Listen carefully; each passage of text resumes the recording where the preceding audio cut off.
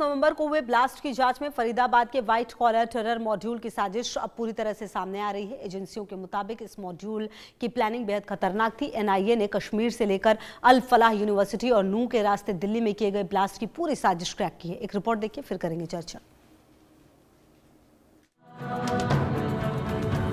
इलाज के नाम पर आतंक का खेल, दिल्ली ब्लास्ट के बाद नकेल।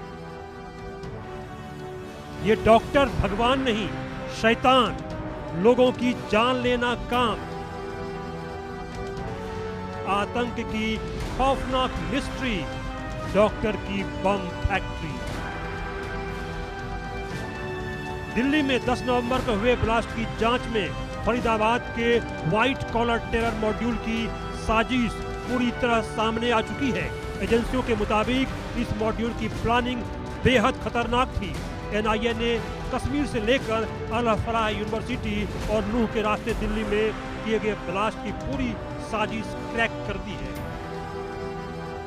अल फलाह यूनिवर्सिटी की बात करें तो इसके पास आतंकी नेटवर्क बनाने की साजिश की पोल पूरी तरह खुल चुकी है। डॉक्टर मुजम्मिल मरीजों को इलाज के बहाने बुलाता था और उनसे संपर्क बढ़ाता था। उसने एक व्हाट्सएप ग्रुप भी बनाया था। जांच टीम ने इस मॉड्यूल के संपर्क में आए 1000 से ज्यादा लोगों से पूछताछ की। इससे पता चला कि मॉड्यूल को सुसाइड बॉम्बर तैयार करने, ड्रोन अटैक कराने और लोन वुल्फ हमले तक की जिम्मेदारी सौंपी गई थी। यानी एक ही नेटवर्क के जरिए कई तरह के हमले कराने की प्लानिंग चल रही थी। एनआईए के मुताबिक इस मॉड्यूल की जड़ें कश्मीर में खड़ी की गई और उसके बाद फरीदाबाद के फौज में स्थित अल फलाह यूनिवर्सिटी कैंपस को ऑपरेशन और प्लानिंग सेंटर बना दिया गया। उसी दौरान यह फैसला भी हुआ कि इस मॉड्यूल में डॉक्टरों को शामिल किया जाएगा ताकि ब्लास्ट और विस्फोटक तैयार करने का काम साइंटिफिक तरीके से हो सके। डॉक्टरों के जरिए आतंक की मिस्ट्री सबसे खौफनाक साबित हुई। किसी को अंदाजा भी नहीं था कि भगवान माने जाने वाले डॉक्टर ही आतंकी निकलेंगे और उनका काम इलाज नहीं बल्कि लोगों की जान लेना होगा। डॉक्टर की बम फैक्ट्री को समझिए। फरीदाबाद आतंकी मॉड्यूल का ये खतरनाक प्लान था। दिल्ली एनसीआर में सीरियल ब्लास्ट का प्लान था। यह हमला 26/11 जैसा किया जाना था। डॉक्टर उमर उन नबी जैसे डॉक्टर सुसाइड बॉम्बर बन रहे थे। हमास स्टाइल ड्रोन अटैक का भी प्लान था। आतंकियों का 32 वाहनों में कार बम प्लान था। सुसाइड बॉम्बिंग के साथ लोन वॉल्फ अटैक का प्लान था। यानी हैंडलर ने सुसाइड बॉम्बिंग के साथ लोन वॉल्फ अटैक के लिए रिक्रूटमेंट किया। यानी डॉक्टरों को अकेले ऑपरेट करने की ट्रेनिंग दी गई ताकि डिटेक्शन कम हो।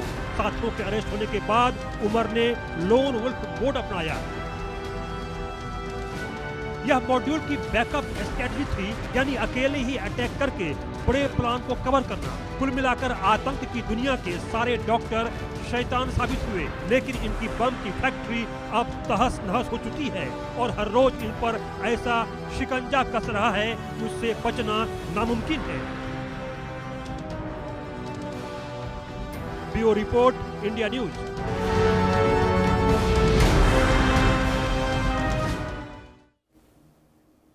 और हमारे सहयोगी देवेंद्र कौशिक की मौजूदगी है फरीदाबाद से हमारे साथ इसी खबर पर। देवेंद्र, देखिए, इस पूरे मामले ने कहीं ना कहीं कई सारे ऐसे तार हैं जो खोले हैं। उसमें अल फलाह यूनिवर्सिटी की अगर आप बात करें तो इस यूनिवर्सिटी ने ऐसा लगता है कि पूरी प्लानिंग जो है वो यहीं से हुई।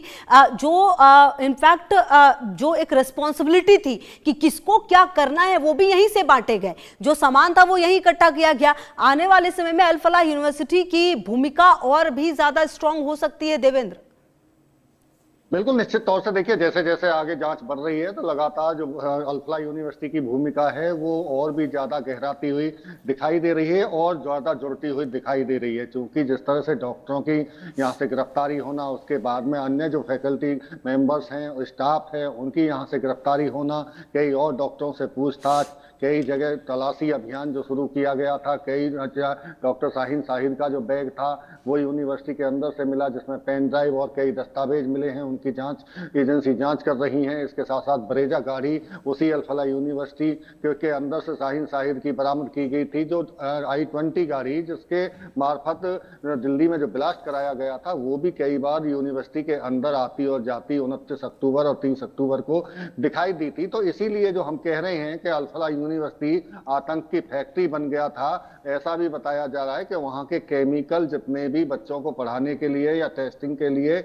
लाए जाते थे उनमें भी जब मिलान रिकॉर्ड का किया गया है तो वो कम पाए गए हैं। अब समझिए आपके अगर जो केमिकल्स वहां बच्चों को पढ़ाई के लिए प्रैक्टिकल कराने के लिए लाए गए थे अगर वो कम पाए जाना है तो इसका मतलब सीधे सा मतलब है कि डॉक्टर मुजम्मिल, डॉक्टर शाहीन शाहिद, उमर नबी, डॉक्टर निसार और जो दो डॉक्टर अभी कल ही गिरफ्तार किए गए हैं जुनैद और नासिर, यानी कि वो तमाम लोग इसी अल-फलाह यूनिवर्सिटी को एक तरह से फैक्ट्री बनाकर और यहाँ तमाम चीजों के यहाँ परीक्षण किए जा रहे थे। कुछ किराए पर भी बताया जा रहा है कि जो कमरा लिया गया था वहां भी परीक्षण कराए गए। कुछ जो हॉस्टल में कमरा अलॉट इन डॉक्टरों को कराया गया था, जो 17 नंबर की बिल्डिंग में 13 नंबर का जो कमरा था वो डॉक्टर मुजम्मिल का अलॉट था। उसी के बराबर में डॉक्टर उमर नबी का भी कमरा अलॉट था, लेकिन उमर नबी अपने कमरे में न रहकर मुजम्मिल के कमरे में रहता था और वहां शाहीन शाहिद भी पहुंचती थी। और बताया ये जाता है कि उस कमरे में भी कई परीक्षण कराए गए थे। परखनली, जार और जो भी इक्विपमेंट्स हैं परीक्षण के लिए जो प्रयोग किए जाने वाले थे वो भी बरामद किए गए बताए जा रहे हैं। एजेंसियों ने उनको बरामद किया है और इसीलिए बार बार जो अल-फलाह यूनिवर्सिटी का आतंक का घर जो बन चुकी है उसके सीधे सीधे तार जुड़े हुए हैं। जांच लगातार जारी है। जो चेयरमैन है जवाद अहमद सिद्दीकी, उसकी गिरफ्तारी हो चुकी है और जो मेंबर्स हैं उन पर लगातार जांच जारी है। और एक और मैं जानकारी आपको दे दूं कि यहाँ जो अस्थायी तौर पर एक क्राइम ब्रांच की टीम 24/7 वहां बिठा दी गई है। जब भी कोई JNK पुलिस की तरफ से कोई क्वेरी होती है या किसी से पूछताछ होती है, कहीं तलाशी अभियान अगर तलाशी लेनी है तो JNK पुलिस वहां इस टीम को सूचना देगी और यहाँ से फिर वो रिपोर्ट उनको करेंगे। इसी तरह से जो और जांच एजेंसी हैं उन्हें भी अगर यहाँ आने की बजाय कोई अगर जरूरत पड़ती है तो इसी टीम से वो यहाँ जांच कराएंगे और उस रिपोर्ट को हासिल करेंगे।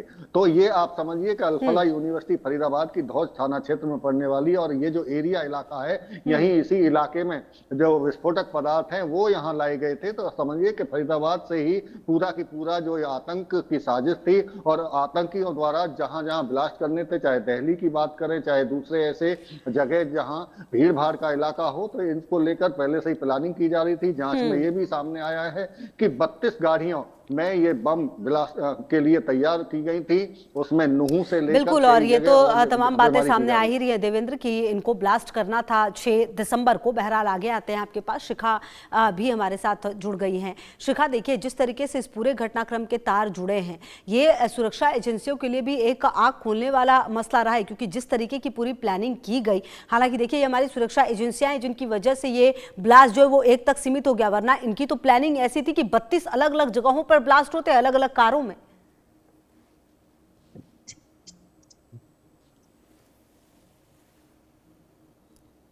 शिखा, आप अपने आप को जरा अनम्यूट करें।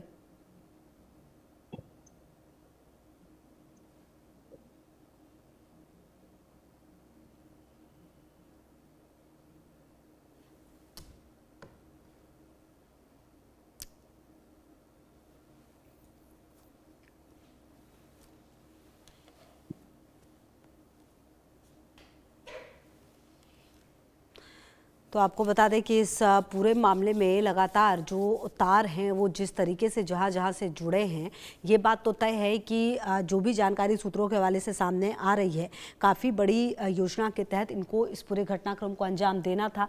लेकिन आप देखिए कि हमारी सुरक्षा एजेंसियों की वजह से ये जो घटना है जिस तरीके से सामने आई है वो अब देखना होगा कि किस तरीके से सामने आते हैं।